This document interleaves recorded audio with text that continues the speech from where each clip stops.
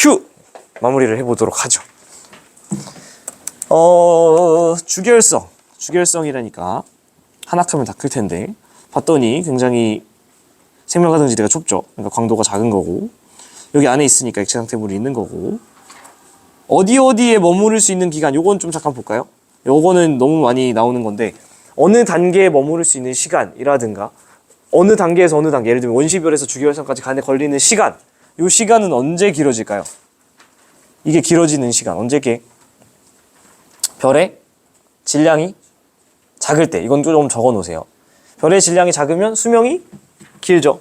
수명이 길다라는 건 각 단계마다 엄청 느리게 간다라는 거예요. 그래서 그 한 단계에 머무를 수 있는 시간이라던가 뭐 이동할 때 걸리는 시간 이런 거는 질량이 작을수록 길어집니다. 그래서 지구가 더 질량이 크기 때문에 짧다 맞고요.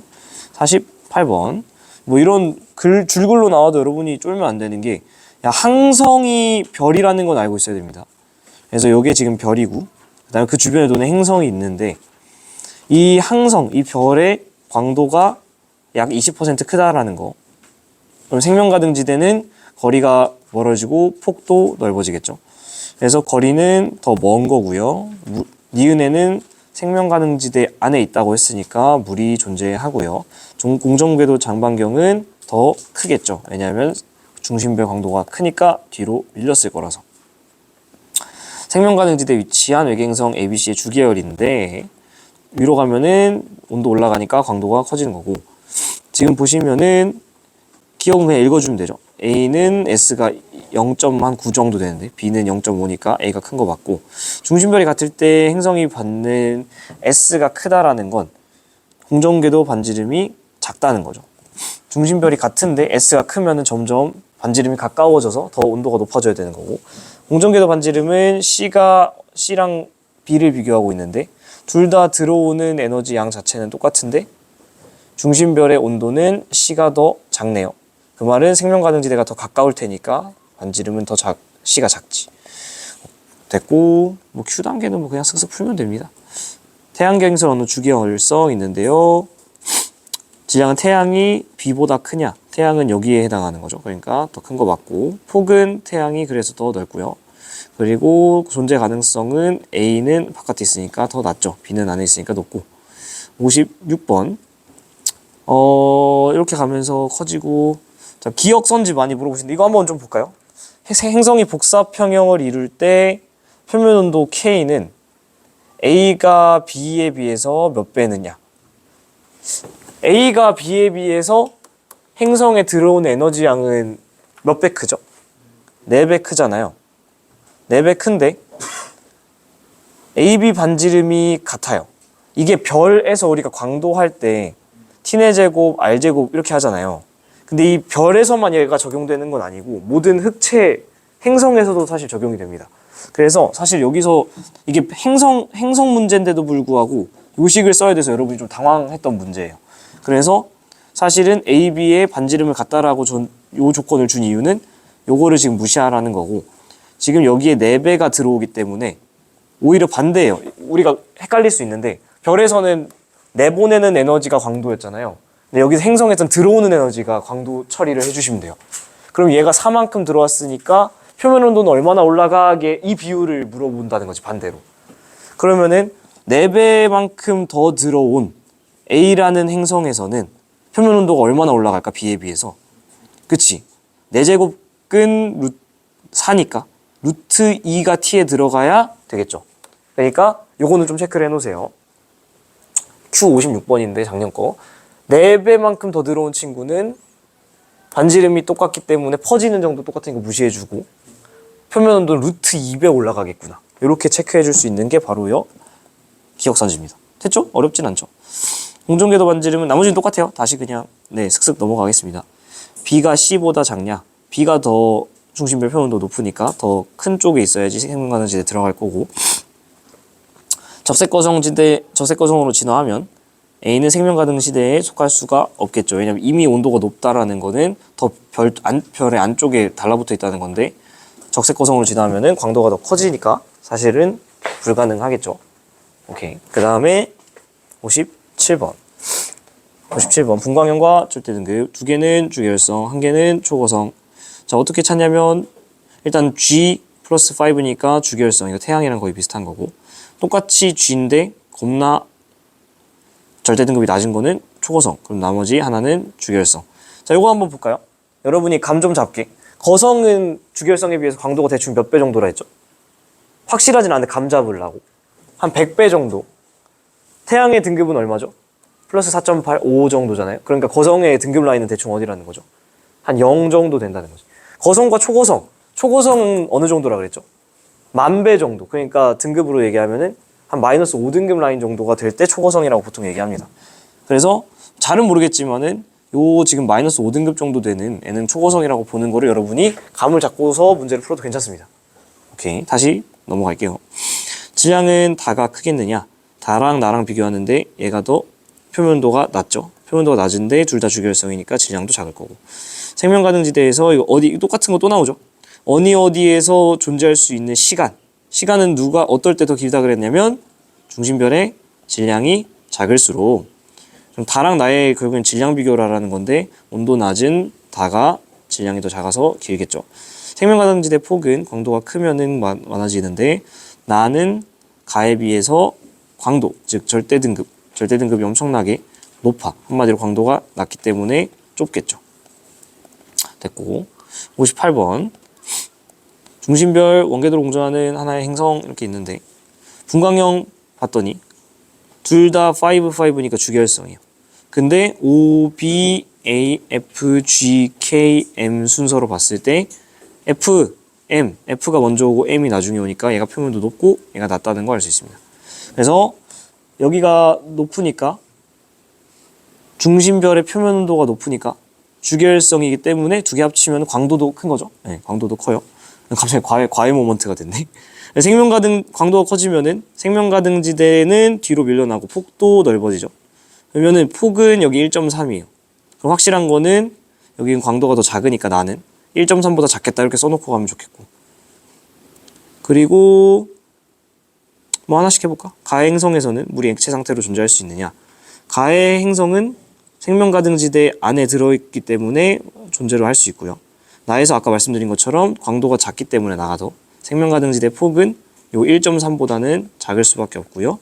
그리고 기억은 1.3보다 크냐라고 물어보는데 지금 잘 안 보여서 1.7에서 시작하는데 광도가 큰 친구가, 광도가 작으면 시작되는 지점 1.7보다 앞쪽이겠죠. 1.7보다 작은 거에서 시작을 합니다. 그리고 여기서 더해줄 때 1.3만큼 더 줬지만은 얘는 폭이 작으니까 1.3보다는 좀 덜 더해주는 세팅인데 이 친구가 지금 어디에 위치하고 있냐면 3.10에 있어요. 그러니까 1.7에다가 1.3 더해도 3밖에 안 되는데 거기에 작은 거 더해주니까 사실은 생명가등지대의 끝자락은 아무리 많이 쳐봤자 3.0 정도거든요. 근데 걔보다 이 행성은 멀리 있기 때문에 이 친구는 생명가등지대의 바깥에 있는 친구입니다. 그러면은 지구에 1만큼 돌아와서 액체 상태로 존재할 수 있는데 바깥에 존재하면 에너지가 더 들어와요, 덜 들어와요? 덜 들어오니까 1.0보다는 작겠다. 뭐죠? 1.3보다는 최소한 작겠다라는 것도 알 수 있습니다. 요거랑 비교해서도. 네. 천천히 하시면 되고. 61번. 외계 행성계 A, B를 지구랑 나타낸 건데요. 받는 에너지량을 다 읽어주시면 되죠. B는 요 정도, A는 요 정도. A가 더 많아요. B가 적고요. 공전궤도 반지름은 1AO보다 작냐? 1AO는 지구가 도는 건데 지구는 중심별의 온도가 높아서, 광도가 높아서 뒤쪽에 한 1AO쯤은 있겠지만은 A 같은 경우는 중심별의 표면도가 낮아서 광도가 작으니까 더 안쪽에서 돌아줘야지 생명가능지대에 들어올 수 있겠죠. 그래서 작다가 맞고요. 폭은 비행성계가 좁을 수밖에 없겠죠. 왜냐면은 폭은 중심별의 광도에 따라서 비례하기 때문에 광도가 더 작아요. B의 행성계가. 그리고 태양과 같은 단계의 주기율인데 현재에서 미래를 보고 있습니다. 광도가 증가했죠. 그때 이 친구는 현재만 놓고 봐도 1AU인 우리 지구에 비해서 더 바깥쪽에 생명가능지대에 있는 걸 보니까 이 별은 태양에 비해서 광도가 애초에 큰 별이라는 거죠.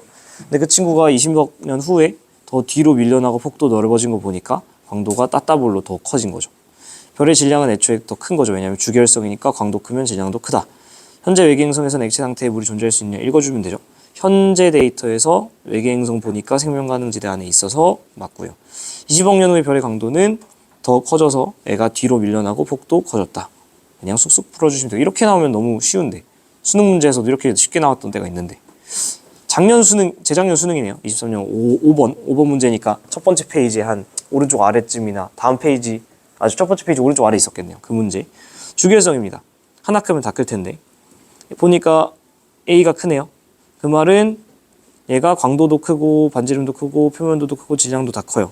그러다 보니까 생명 가능지대에 위치한 행성인데 생명 가능지대는 당연히 뒤로 밀려나고 폭도 커지니까 이렇게 밀려나고 얘도 더 먼 곳에 위치하는 거죠. 되게 쉬워요. 수능 문제인데 A가 큰 거 정답, 기억이 더 큰 거 정답, 디귿이 더 큰 거 정답. 그래서 수능 문제 이렇게 쉽게 풀리고요.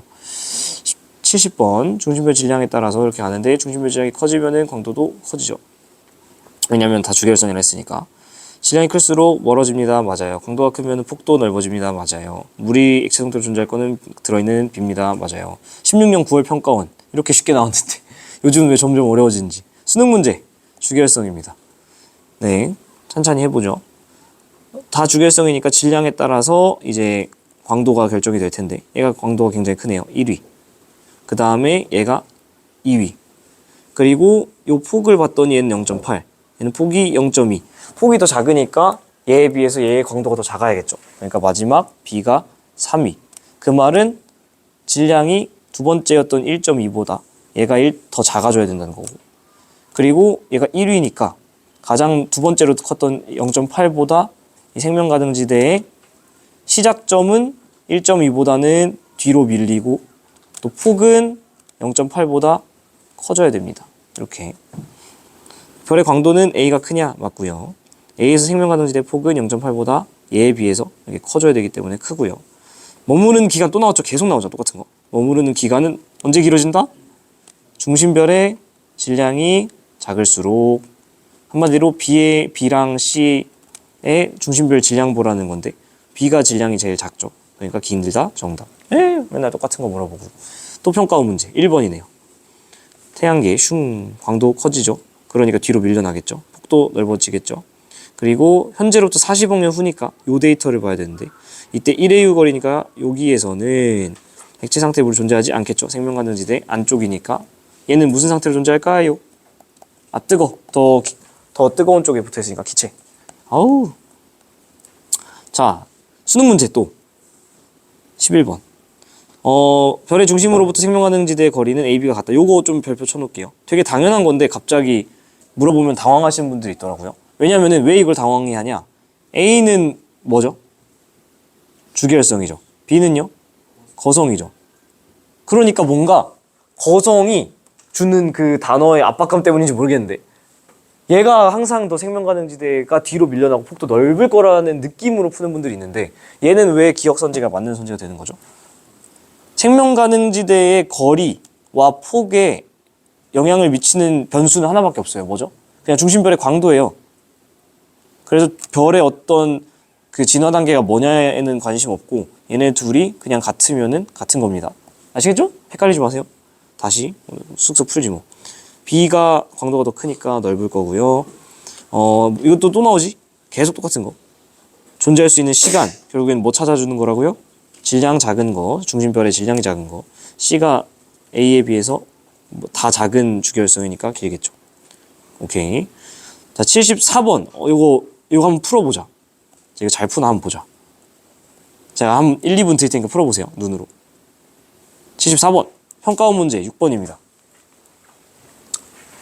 저 물 좀 마시는 동안 한번 풀어보세요.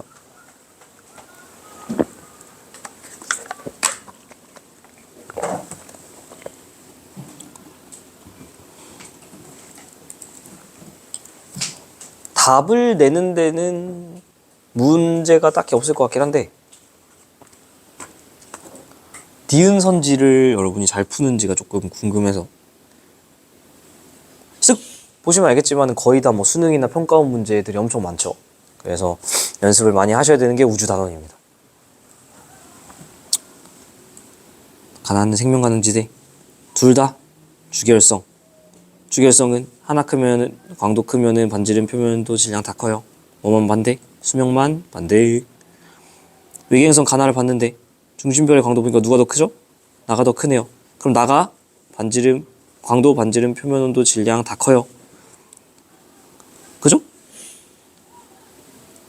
둘 다 생명 가능지대에 위치한다 했으니까 광도가 커지면 생명 가능지대는 어떻게 되죠?